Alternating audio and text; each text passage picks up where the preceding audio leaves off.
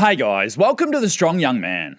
In everything you choose to undertake in life, your performance, including how well you carried yourself, will be judged by how well you bring things to an end. The end is everything. It resonates in the minds of others. If you end things badly, that is all anyone will remember of you.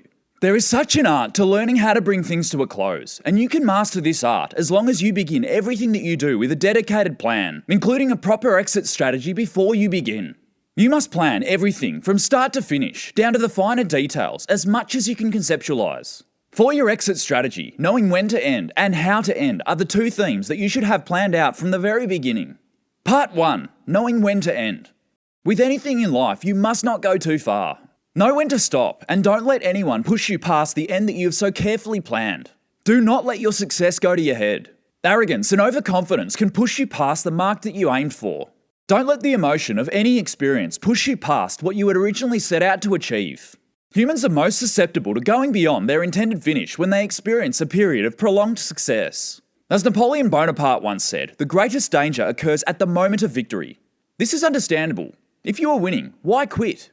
When you achieve a large victory, that is the precise moment to take a step back and view things objectively. Be extremely careful to not let your pride allow you to think that you're invincible or that you can take on anything. Some examples of the power of knowing when to end include in conversations or in arguments. Learn when to bite your tongue or recognise when a particular conversation is turning toxic and shut it down.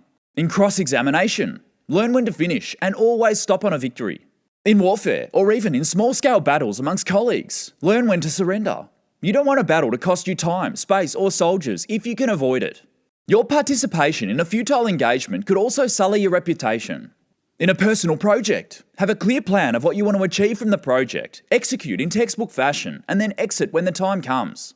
In a campaign, political or otherwise, learn when your time is up and move on to the next phase of your life. At a party or celebration, the best time to leave is just after the peak of enjoyment and liveliness so that the downswing of the party is not associated with your presence but is created by your absence. This works for conversations too. From time to time, bring conversations to a close before the other person is expecting it, at peak stimulation, to leave a lasting impression. In a sporting career or any other career based on merit, you must not overstay your welcome. A sports star that quits right at their peak will often be considered better than they actually are because it appears as though they are ending things too soon. How much longer could this superstar keep playing at this elite level? Could they keep improving at the same rate? If you leave the game slightly prematurely, you leave people craving more, especially if you finish up at a time that is unexpected, such as mid-season.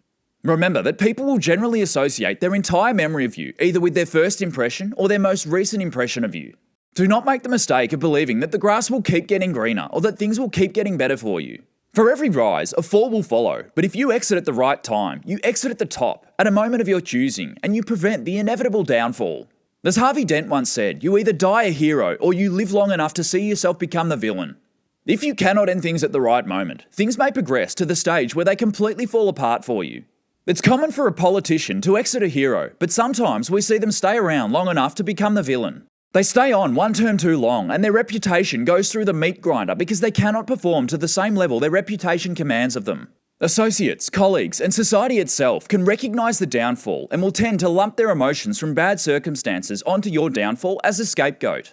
People always say that you regret the opportunities that you don't take more than the ones that you do, but the reversal to this concept is that it is regrettable to have everything that you have ever worked for to be destroyed by staying in the game too long. Never let pride or concern for your reputation keep you engaged in something longer than you should. Understand where quitting will leave you, what opportunities will be available to you, and what opportunities will have passed you by.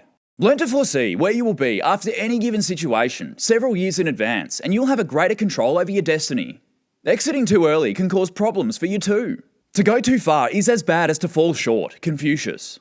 Exiting too early can cost you severely. Everything you worked so hard for will be in vain if you pull out before your time has come. Exiting too early can also come across as weak, and it demonstrates that you don't have what it takes to persist. It can also appear rude, especially in social circumstances, or when people have made an investment into you which you have not yet repaid them for. Finishing things up at the proper time is such a difficult balance to strike, but time it right and you can create a devastatingly positive afterglow. Part 2. Knowing how to end. How you finish matters just as much as when you finish. A messy or incomplete conclusion can cause you problems in the same way that finishing things up at the wrong time can. Don't bring things to a conclusion at the right time only to do so in a derelict and unenthusiastic manner. Do not become less enthusiastic over time, as this will diminish the excellence of the whole campaign, project, or career and will not resonate with others when the end comes. Instead, you want to build up to the close, not work your way down to it. It's better to burn out than to fade away, according to Canadian musician Neil Young, and this is true in almost all circumstances. This is why musicians leave their most popular songs of a live show until the very end.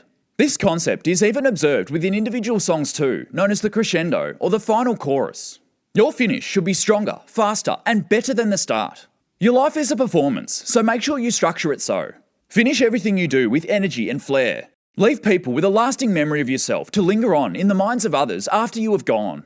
People often idealise the past, and this is why sometimes people who have done horrible things in their life can appear noble in death.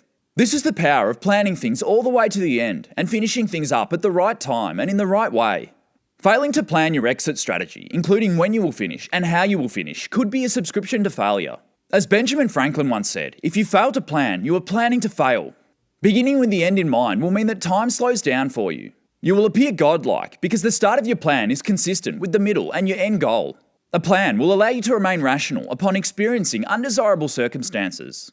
The plan you have will always mean that you have an end goal, and it will make you less susceptible to succumbing to your emotions and deviating from the plan. The most strategic depth of thinking is to plan multiple exit strategies at multiple points in time for every scenario. Also understand that sometimes an exit strategy may not be required, but you should know this from the start and behave in a manner that appropriately reflects this. It is true that you may need to adapt your strategy as unforeseeable circumstances present themselves, but having a plan from the start will actually allow you more flexibility to maneuver than having no plan at all. Life can subject you to trauma that has the potential to corrupt the plans you had for the future. A death, a job loss, a divorce, or a severe illness can come without notice. Build flexibility into everything that you plan for, so you can adapt as life throws you these curveballs. This adaptability can also affect you when you experience unexpected positive surprises. Understand that as time passes, it will present you with opportunities that you had not imagined. Make adaptable plans that consider every possible scenario. Remaining adaptable to change, you can implement your exit strategies immediately. You have planned for this. Now you must execute your exit strategy that will see you move on to the next phase of your life. This is the same thing with losing too. You can't always win, but you can plan how you will exit if things force your hand or if you need to surrender. Plan this exit strategy before you begin anything. Losing presents you with the opportunity to show the world how gracious you are in defeat. Learn to capitalise on this opportunity. It's a time where you can win yourself great support. Know when to quit and opt out gracefully. Essentially, what you are doing in this instance is that you are preparing the opportunity for a future victory using the gracious defeat in the present moment. Planting the seeds of future victory in the soils of present defeat is strategic brilliance of the highest order. Understand that nothing really ever ends. How you finish something will influence and even determine what you do next. By keeping your eyes on the aftermath of any event, you will shift your focus onto the feeling you'll be leaving people with, a feeling that might translate into them desiring more of you. The only real ending is death. Everything else is just a transition. Thanks for watching today's episode. Episode 136 is my exit strategy from this series of videos. This channel is set up in a way that you can use on a daily basis. Go back and rewatch episodes that relate to your current circumstances to refine your knowledge of the world. It should serve you like a Bible serves a Christian, opening a specific chapter as the life circumstances present themselves, rewatching again and again as required. Get better every day and your empire will be built brick by brick. My work is not done helping young men, but I've conveyed all that I wish to convey in this form. Until then, subscribe and click the bell icon to be notified for new content.